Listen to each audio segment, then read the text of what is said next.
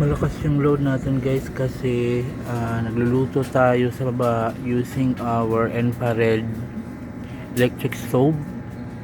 Malakas yun, tsaka ano rin, at the same time meron din tayong freezer, lahat ng appliances sa bahay, pati siguro may nag-iinit ngayon using our electric kettle, kaya umabot ng 50% sa 3,000 kilowatts. So 50% ito mga 1,500 watts yung gamit ng kuryente ngayon. Pero walang kaba kasi tingnan mo naman yung harvest natin guys.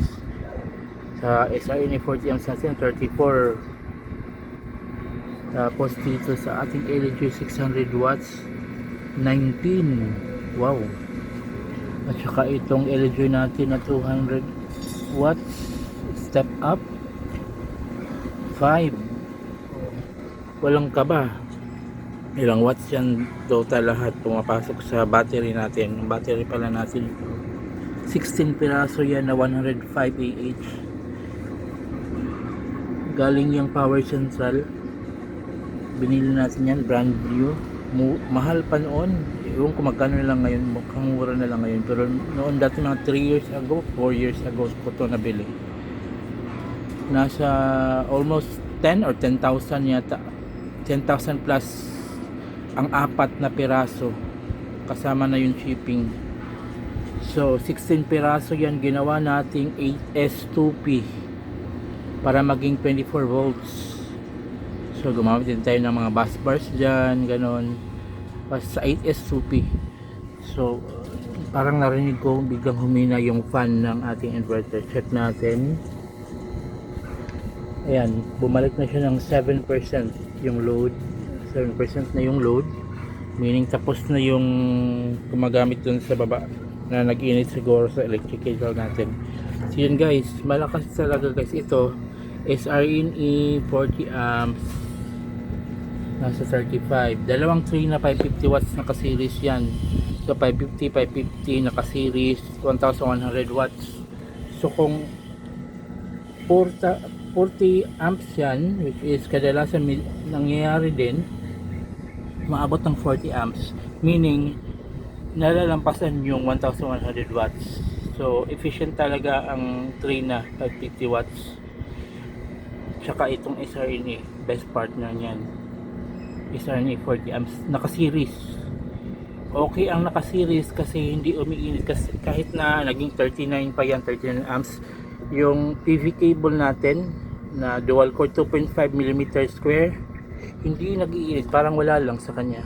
Pero nung mga 2 years ago, inattempt at tinry kong magparallel, mainit siya guys. Kahit 30 amps lang yung harvest natin, mainit siya.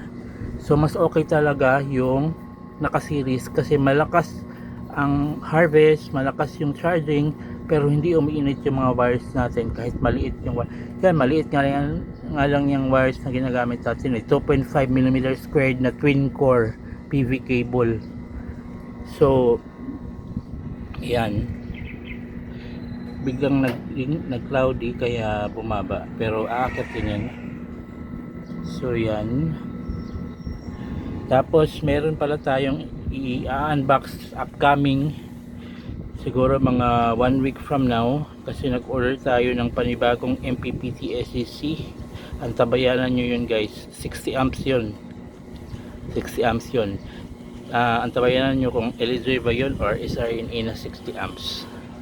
Maganda yun guys kasi plano ko magdagdag ng isa pang 550 watts na panel. So para tatlong 550 watts na ka-series na. So hindi naman kayang i-handle yun ng SRNA 40 amps ang tatlo, di ba? So bumili tayo ng 60 amps para kaya niya ang tatlong 550 watts na ka-series. So ito, ililipat na natin ito dito. So siguro plano ko ito, pati ito, pagpahingahin ko itong dalawa, i-series ko itong magiging limang 160 watts na naka-series. Ito yung gagamitin natin kasi ito apat, di ba? Sa apat na yan, nasa 63 volts. 63 volts. Eh, ang kaya nito hanggang 90. 100 yung nakalagay pero hanggang 90 nagcha-charge pa yan. So pag ito dagdagan ng isa pa 63 sa apat yan, magiging siguro 75 yan. So kayang kaya pa nito i-handle yung limang panel na naka-series. So siguro pag ito umaabot to ng 20 amps, 21 amps, pag naging 5 na, isasama na natin to, idagdag natin yung 5 dito, magiging 26 amps.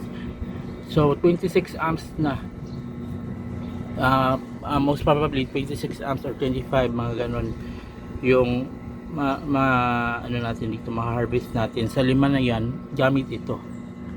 Tapos yung isang bagong 60 amps, yun yung mag-handle ng tatlo. So kung tatlong 550 watts, 555, 1,650 yun. Oh, lakas ng harvest natin guys. Kanina bumaba, diba? Ngayon bumalik agad sa taas. Ayan guys. So yan lang guys, update ko lang. Malakas ang harvest natin ngayon. Tsaka ito, sobrang solid ang performance nito guys. Kaya wala akong ibang maire-recommend talaga na toroidal inverter na 3000 kW 24 volts. Ito lang, ilagay ko dyan sa baba kung saan ko to nabili.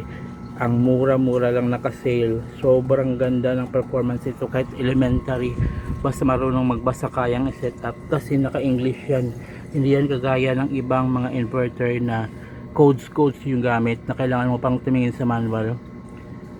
Ganon, ito hindi, pindot lang, basta marunong magbasa at umintindi, masa-set up mo to. So yan lang guys, have a great day, God bless everyone, ingat palagi.